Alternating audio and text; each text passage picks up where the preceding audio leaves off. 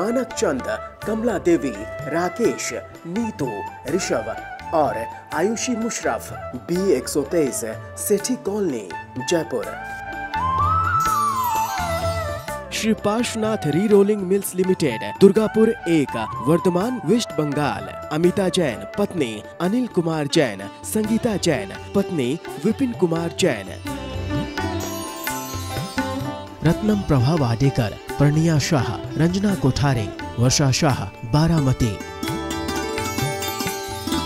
श्री चंदूलाल जुबराज गांधी, फलटनकर, घाटकोपर, मुंबई एवं परिवार। अलेखा शाह, मनीष शाह, अनुपम शाह, प्रियंका शाह, सचिंत गांधी, नुपुर गांधी, श्रवंत गांधी।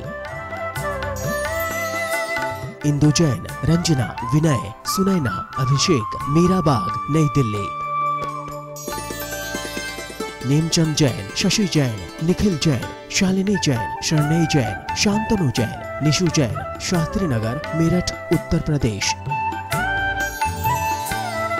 मोहिनी देवी बाकलीवाल, धर्मपत्नी स्वर्गीय श्री कल्याण मलजी बाकलीवाल। पुत्र Dharamchand Bakliwal, Kamal Kumar Bakliwal, Ajit Kumar Bakliwal. Assembly road, Imphal, Manipur. Shri Abhijit, Mugdha, Abha, Ayushi, New Jersey. Doctor Tushar, doctor Ketki, Shri Jatin, doctor Kalpana आदि, धुले, महाराष्ट्र। जय जिनेन्द्र तज्जयति परम ज्योतिः समं समस्तैरनंत पर्यायै दर्पणतलैव सकला प्रतिफलति पदार्थमालिका यत्र।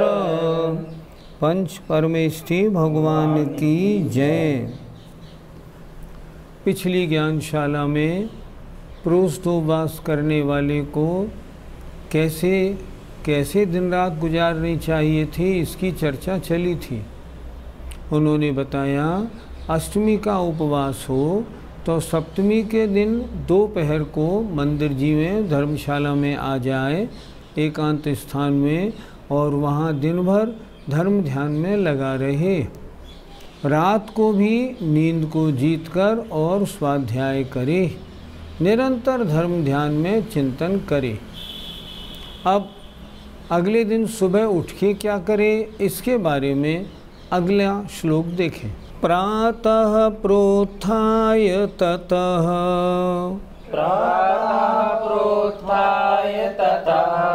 कृत्वा तात्कालिकं क्रियाकल्पं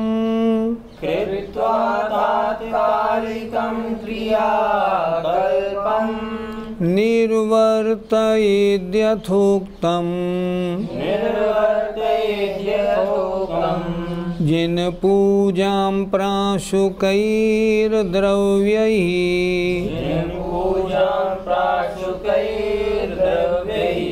बोलिए। प्रातः प्रोत्थाय ततः कृत्वा तात्कालिकं क्रियाकल्पं निर्वर्तयेद्यथोक्तं जिन पूजां प्राशुकैर्द्रव्यैः।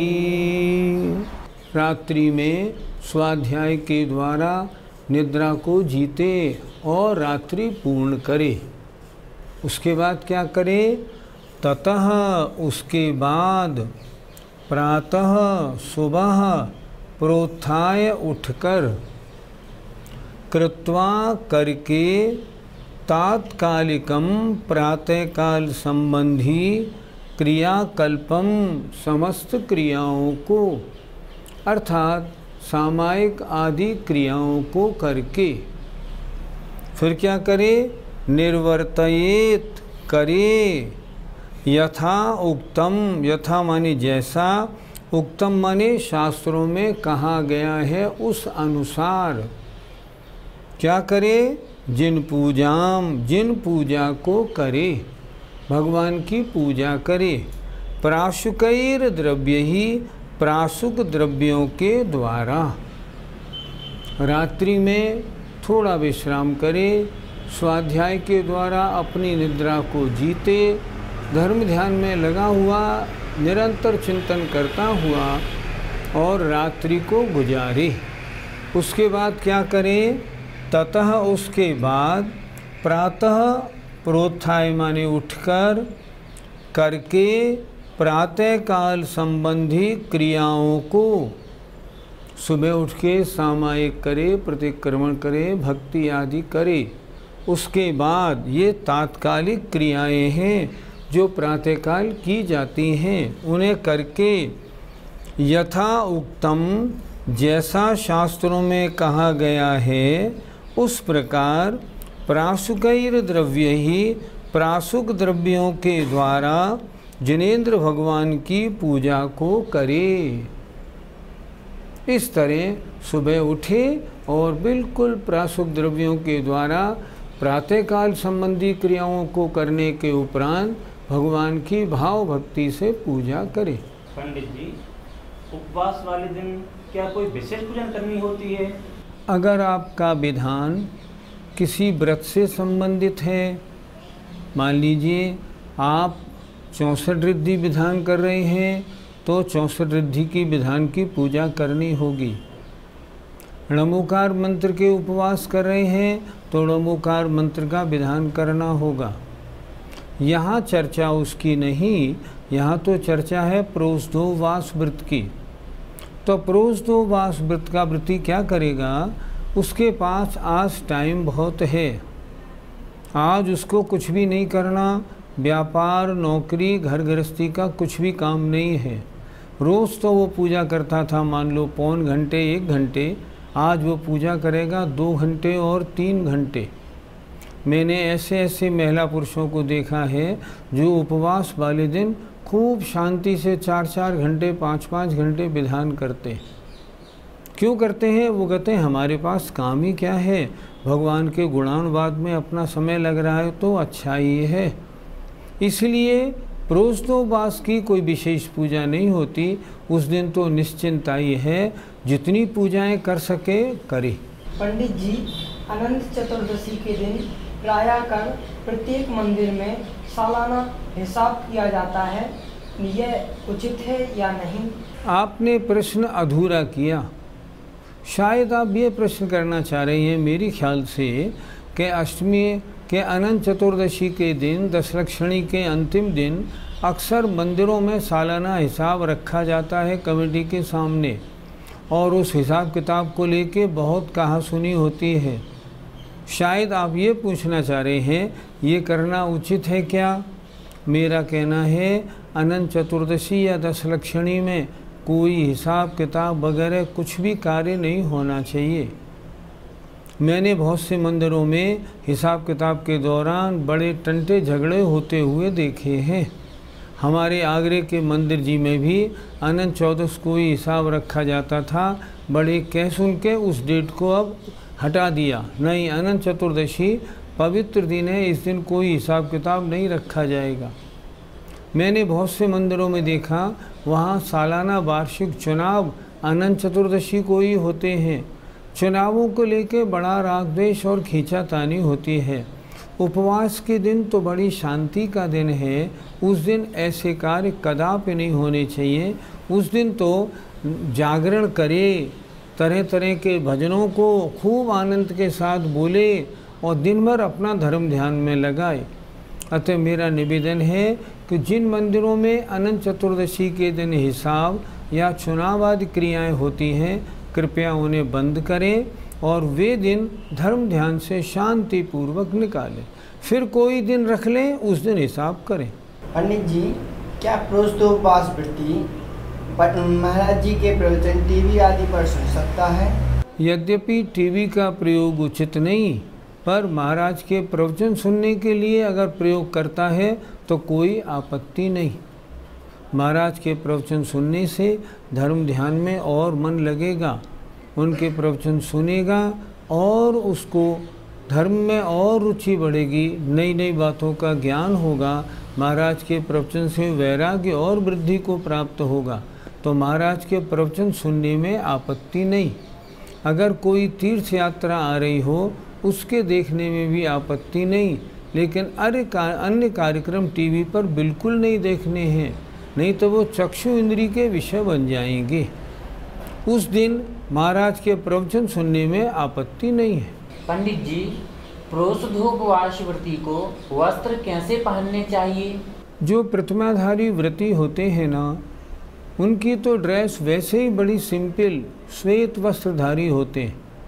पुरुषों में तो ब्रह्मचारी जैसा वेश होता है, या अगर मान लो कुर्ता पजामा है तो भी सफ़ेद स्वच्छ धवल। और व्रतों के दिनों में तो अगर मौसम की अनुकूलता हो, मात्र धोती दुपट्टा पहने तो और भी अच्छा है। रही बात महिलाओं की, महिलाओं को भी चाहिए प्रोषधोपवास के दिन में कोई विशेष पहनावा उड़ावना ना करें। मंदिरों में देखा जाता है कि उपवास के दिनों में महिलाएं खूब सज धज के आती हैं। पर्व के दिनों में, दशलक्षण पर्व के दिनों में भी मंदिरों में खूब सज धज के आती हैं, नई नई ज्वेलरी निकालती हैं, बढ़िया बढ़िया साड़ी आदि पहनती हैं। नहीं, ये व्रत उपवास के दिन पहनने ओढ़ने के दिन नहीं, ये सादगी से भरे पूर्ण दिन हैं। हमारे यहाँ एक पंडित जी आए थे एक बार, दशलक्षणी में हमारे यहाँ 10 दिन प्रवचन करने रहे।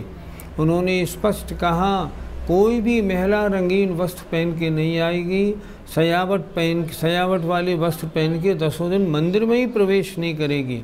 सादगी के, सादा एकदम सूती वस्त्र पहन के मंदिर में इन दिनों आना है।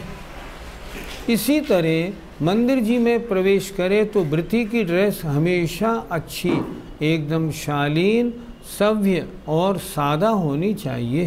पंडित जी, उपवास के दिन तेल आदि लगाना, श्रृंगार आदि करना उचित है या नहीं?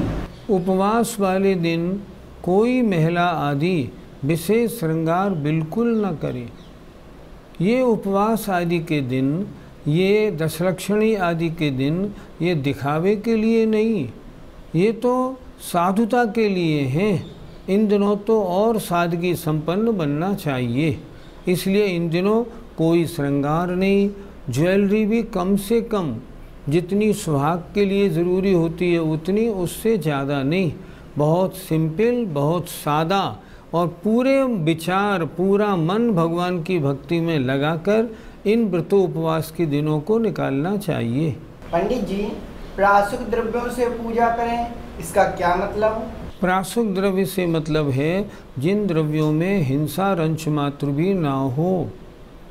कहीं कहीं क्या होता है, वृक्ष के तोड़े हुए फूलों से उन दिनों में विशेष पूजा की जाती है। नहीं, ये बिल्कुल उचित नहीं। अमृतचंद स्वामी ने शब्द दिया है, प्राशुकैर द्रव्य ही, प्राशुक द्रव्यों से जिन पूजा करे, अर्थात फूल इत्यादि की पूजाओं का बिल्कुल प्रयोग ना करे।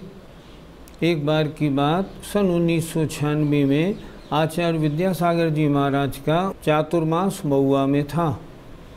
महुआ में हमने क्या देखा, महुआ में जो जिनालय है वो नदी के किनारे पे है और वहाँ रात्रि में बहुत मच्छर होते थे। लेकिन हमने उन दिनों कुछ विशेष बात और भी देखी। वहाँ महुआ वाले लोग जो थे वो रात्रि को 10 बजे पूजा शुरू करते थे और 3 बजे तक दशलक्षण धर्म की पूजा करते थे। उपवास भी रखते थे और पूजा भी करते थे। और जब सवेरा होता था, इतने कीड़े डल्ला भर के वहाँ मरे हुए निकलते थे। ऐसे पूजा करने का विधान किसी शास्त्र में नहीं। रात्रि पूजा का विधान हमारे यहाँ किन्हीं शास्त्रों में नहीं है। और जो पूजा करने के पवित्र दिन हैं, उन दिनों तो हिंसा का काम करे ही नहीं। ये क्या कितनी गलत रीति वहाँ चल रही थी उन दिनों। बाद में आचार्य श्री ने कह के उनको ठीक कराया थोड़ा, लेकिन इस तरह फूल आदि से पूजा बिल्कुल ना करे। प्राशुक माने अचित्त द्रव्यों से पूजा करनी है। भावों की प्रधानता है, द्रव्यों की कोई प्रधानता नहीं। प्राशुक द्रव्यों से जिन पूजा करके अब सारा दिन कैसे निकाले, उसके लिए देखें। उक्तेन ततो विधिना नीत्वा दिवसं द्वितीय रात्रिं च अतिवाहयेत् प्रयत्ना दर्धं च तृतीय दिवसस्य। उक्तेन जैसी पहले कही गई है, ततो उसके बाद विधिना विधि से। सुबह तक की बात तो पहले बता दी, उसमें ये बताया था कि प्रातःकाल उठे और भगवान की पूजा करें। अब कह रहे हैं ततो पूजा करने के बाद उक्तेन विधिना, उक्तेन माने जैसी शास्त्रों में विधि कही गई है उस प्रकार नीत्वा प्राप्त होकर दिवसम दिन को निकाले और दूसरी रात्रि को भी व्यतीत करे और अतिबाह्येत प्रयत्नात्, अतिबाह्येत व्यतीत करे प्रयत्नात् प्रयत्नपूर्वक अर्धम च आधा तीसरा दिन भी, तीसरे दिन को भी व्यतीत करे। जैसे बताया था सप्तमी में आधा दिन गुजारना, वैसे नवमी का आधा दिन उसी प्रकार गुजारे। फिर देखें एक बार, ततो उसके बाद अर्थात प्रातःकाल पूजा कर ली। अब पूजा करने के बाद अष्टमी को क्या करें? उक्तेन विधिना, जैसी शास्त्रों में विधि बताई गई है या जैसी हमने ऊपर विधि बताई है उस प्रकार नीत्वा प्राप्त होकर दिवसम दिन को और दूसरी रात्रि को भी अतिबाह्येत व्यतीत करे। अष्टमी के सारे दिन धर्म ध्यान में लगाए, अष्टमी की सारी रात को भी धर्म ध्यान स्वाध्याय जाप भजन आदि में लगाए और फिर क्या करे?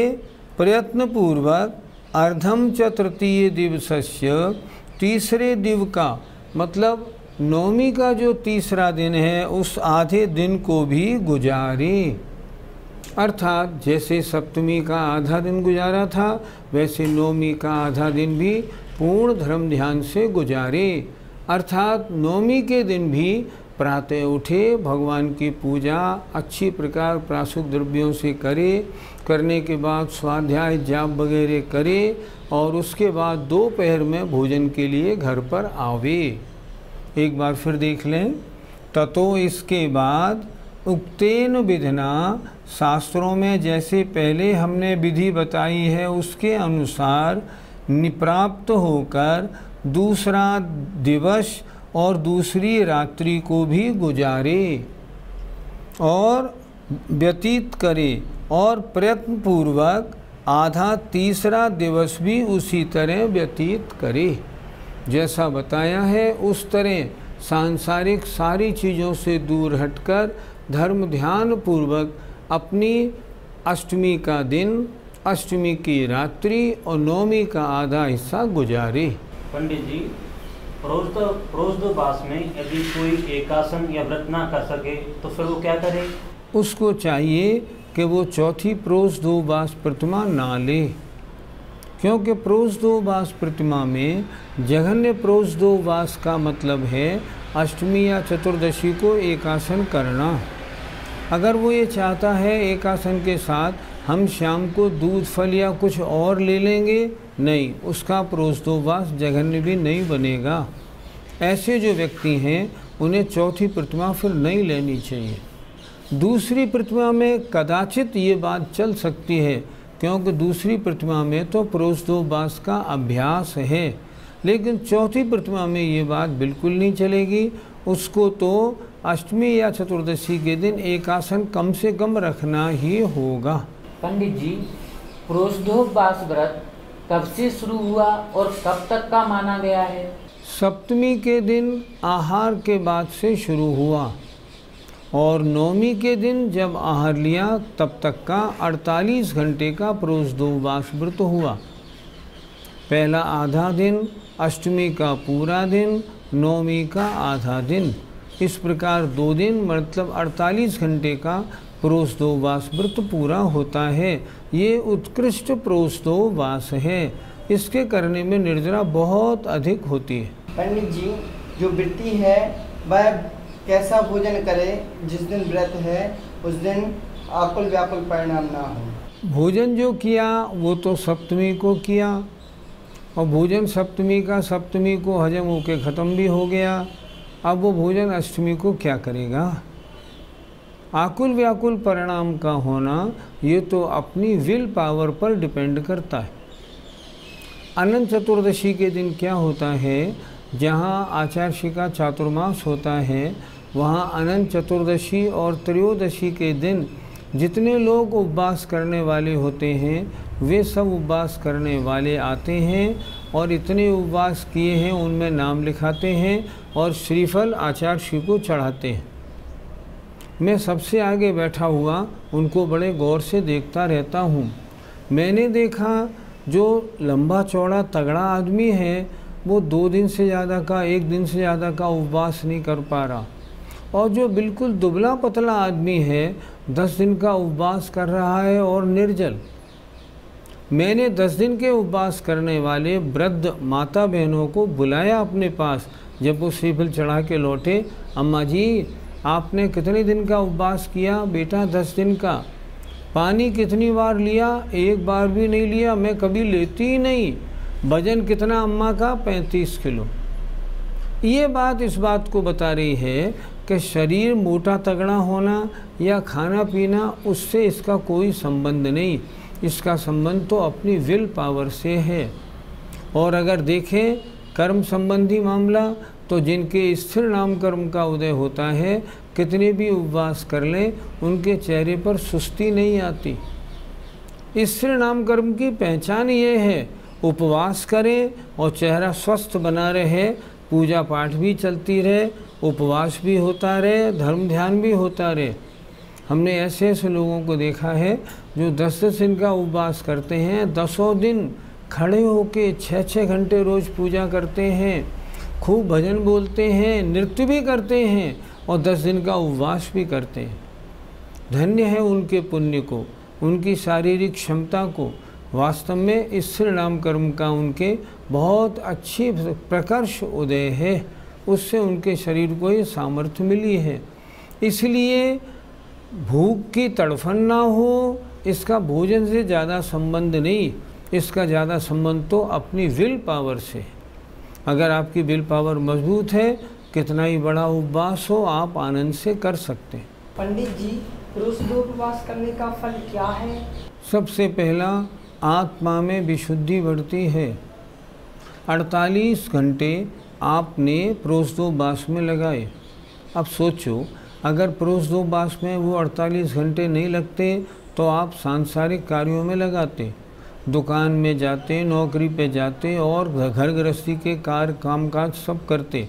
कितनी हिंसा होती, उन सारी हिंसाओं से बचाव हुआ कि नहीं हुआ? बचाव हुआ। इसका मतलब हुआ, पहला लाभ हुआ महान अशुभ कर्मों का बंद होना था, उससे आप बचे। दूसरी बात, महान पुण्य का बंद हुआ कि नहीं हुआ? हुआ। बहुत बड़ी तपस्या हुई कि नहीं हुई? हाँ, अनशन नाम का तप हुआ तो बहुत पुण्य का बंद हुआ। अच्छा, तीसरी बात, व्रतों को पालन करने के लिए सबसे बड़ा जो एक मादा चाहिए उपवास करने का, वो उपवास करने की आपकी परीक्षा हुई कि नहीं मैं 48 घंटे का उपवास आनंद से कर लेता हूँ, तो मन में और दृढ़ता आई, मजबूती आई। इस तरह इन कार्यों को करने से, अर्थात प्रोष्ठोपवास व्रत करने से महान पाप का आश्रव रुकता है, पुण्य का बंध होता है और विशेष निर्जरा होती है। अब देखो, कोई प्रोष्ठोपवास करे जघन्य, उससे मध्यम करने वाले की निर्जरा ज़्यादा, और कोई प्रोष्ठोपवास उत्कृष्ट करे उसकी और भी ज़्यादा निर्जरा होती है।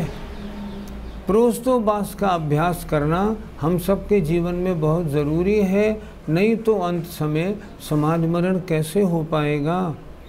समाज मरण 2-4 दिन के उपवास किए बिना तो कभी किसी का होता हमने देखा नहीं।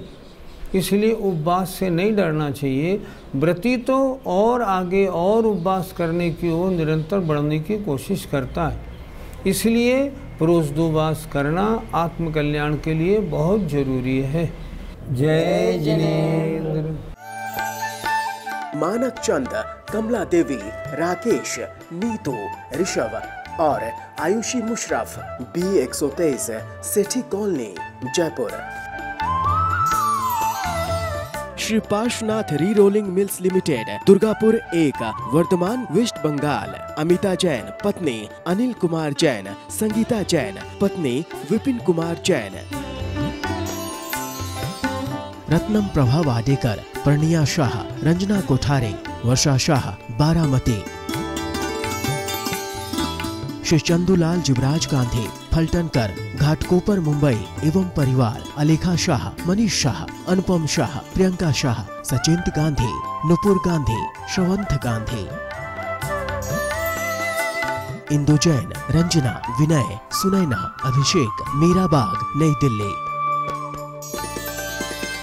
नेमचंद जैन, शशि जैन, निखिल जैन, शालिनी जैन, शरणय जैन, शांतनु जैन, निशु जैन, शास्त्री नगर, मेरठ, उत्तर प्रदेश। मोहिनी देवी बाकलीवाल, धर्मपत्नी स्वर्गीय श्री कल्याण मलजी बाकलीवाल। पुत्र Dharamchand Bakliwal, Kamal Kumar Bakliwal, Ajit Kumar Bakliwal. Assembly road, Imphal, Manipur. Shri Abhijit, Mugdha, Abha, Ayushi, New Jersey. Doctor Tushar, doctor Ketki, Shri Jatin, doctor Kalpana आदि, धुले, महाराष्ट्र।